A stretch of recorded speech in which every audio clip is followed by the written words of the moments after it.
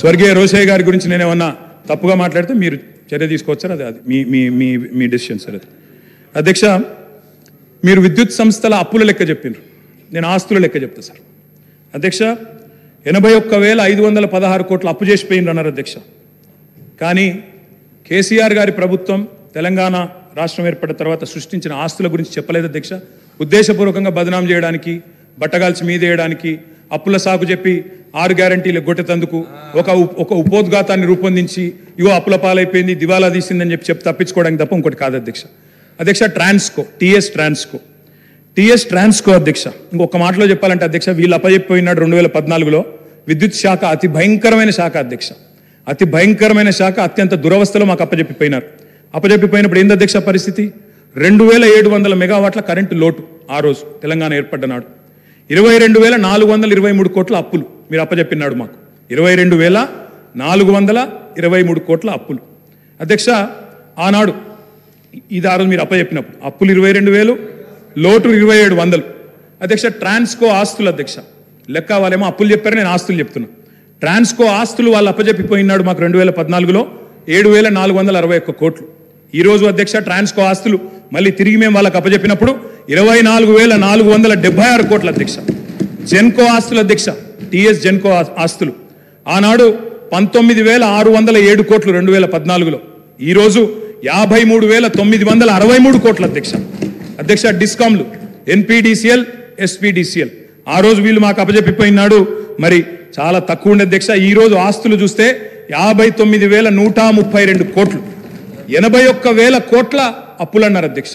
కానీ ఆస్తులు మా ప్రభుత్వం సృష్టించింది మొత్తంగా కలిపితే 1,37,571 కోట్లు. ఇది వాస్తవం అధ్యక్ష. ఆస్తులు మాత్రం చూపెట్టకుండా అప్పులు మాత్రం చూపెట్టి తిమ్మిని బమ్మిని చేసి ఏదో బుకాయించేదో చేస్తాం, జాదుగర్ చేస్తామంటే కుదరదు అధ్యక్ష. అధ్యక్ష, మొత్తం డిస్టర్బే చేశారు అధ్యక్ష. I'm just getting started. మీరు దయచేసి మొత్తం 5 మంత్రులు ముఖ్యమంత్రి గారు డిస్టర్బ్ చేశారని మాట్లాడే అవకాశం ఇవ్వలేదు. ఇంకోటి నేను సబ్జెక్టే మాట్లాడుతున్నా సార్, ఒక్కటి కూడా అన్పార్లమెంటరీ మాట మాట్లాడట్లేదు, సబ్జెక్ట్ తప్ప ఇంకో మాట మాట్లాడట్లేదు. అవకాశం ఇవ్వండి. ప్రతిపక్షాలు నిర్మాణాత్మకమైన సూచనలు చేస్తే వారు వెల్కమ్ చెప్తానన్నారు, అందుకే చెప్తున్నా అధ్యక్ష. అధ్యక్ష, 4,000 మెగావాట్ల యాదాద్రి థర్మల్ పవర్ ప్రాజెక్ట్ అధ్యక్ష, దామరచెర్ల మండలం మిర్యాలగూడలో పెట్టినాము. అది రేపో మాపో కమిషన్ అవుతుంది. తప్పకుండా దాన్ని కూడా మరి పూర్తి స్థాయిలో నిర్మించాలని ప్రభుత్వాన్ని కోరుతా ఉన్నా. 1,080 మెగావాట్ల భద్రాద్రి అధ్యక్ష, దాన్ని కూడా నిర్మించాం. 800 మెగావాట్ల కేటీపీఎస్ ప్లాంట్లు మరి పూర్తి స్థాయిలో నిర్మాణం చేసినాం అధ్యక్ష.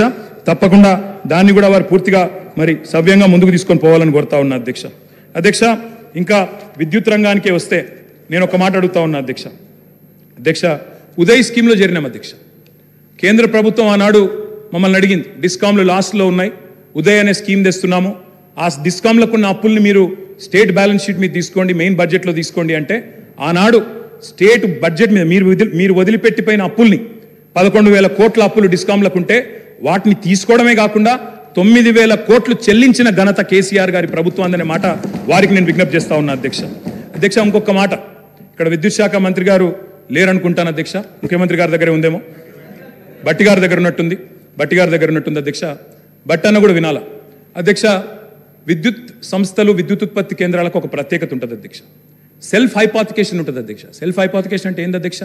అంటే ఆస్తుల నిర్మాణం జరుగుతూ ఉంది కాబట్టి ఒక అప్పు తీసుకొచ్చి పిఎఫ్సి ద్వారానో ఆర్ఈసీ ద్వారానో దబ్బను ఒకవేళ అప్పు కట్టకపోతే ఆ విద్యుత్ కేంద్రాన్ని పూర్తిగా ఓనర్షిప్ తీసుకొని అమ్మేసి కావాలంటే అప్పును పూడ్చుకునే శక్తి ఉంటుంది అధ్యక్ష. అంటే ఆస్తి సృష్టిస్తే అప్పు కట్టడానికి పరపతి ఉంటుందనే ఉద్దేశంతో దాన్ని సెల్ఫ్ హైపాతికేషన్ అంటారు.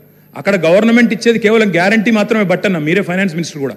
కాబట్టి దాన్ని ఏదో 81,000 కోట్ల అప్పు అని చెప్పి ఇవాళ ఆ గృహజ్యోతి అనే కార్యక్రమం నుంచి మీరు ఏదో ఎగ్గొట్టడానికి తప్పుకునేటట్టు ప్రయత్నం చేస్తున్నట్టు కనబడుతుంది తప్ప ఇంకోటి కాదు.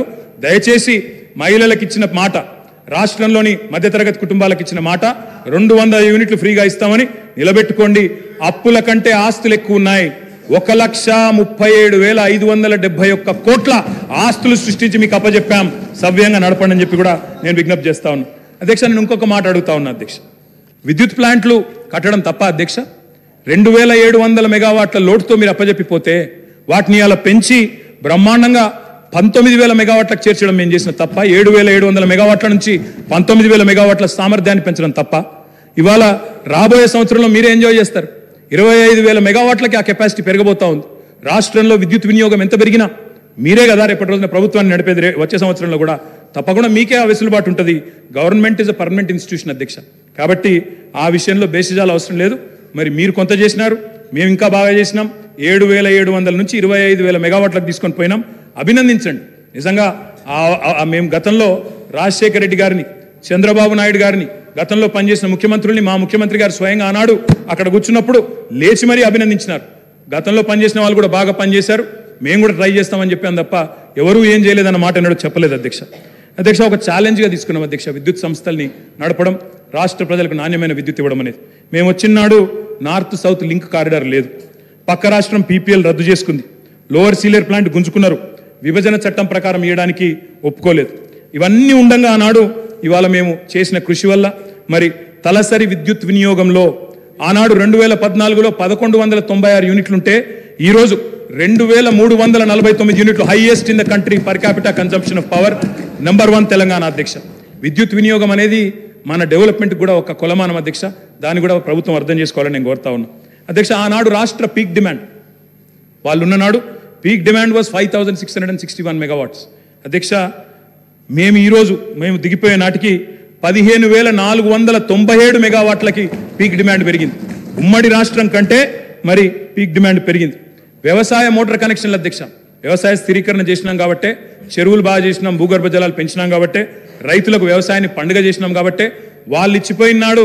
ఆనాడు 19 లక్షల పంప్ సెట్లుంటే, వ్యవసాయ పంప్ సెట్లుంటే మా ప్రభుత్వంలో అధ్యక్ష అవి 28 లక్షల పంప్ సెట్లు అయినాయి అధ్యక్ష.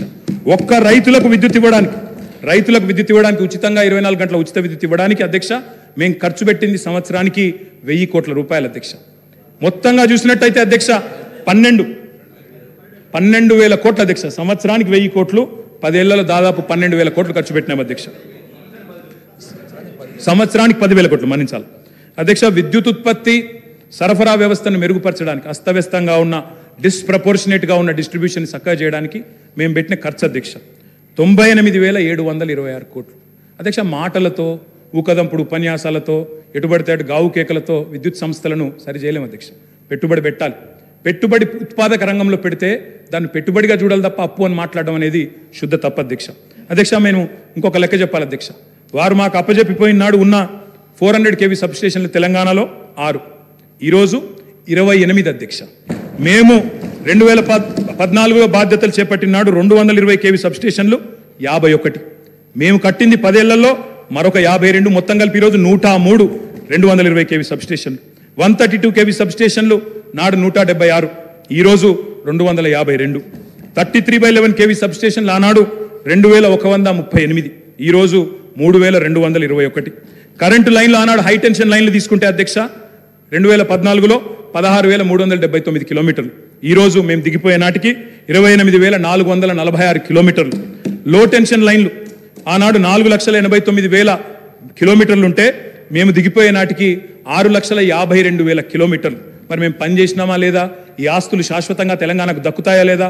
మీరే ఆలోచించాలా, చూసే ప్రజలే ఆలోచించాలని చెప్పి నేను కోరుతా ఉన్నాను అధ్యక్ష. రైతు పొలం ఎండిపోకూడదు అనే ఒక కమిట్మెంట్తో ఆనాడు కేసీఆర్ గారు పడ్డ తపన అధ్యక్ష.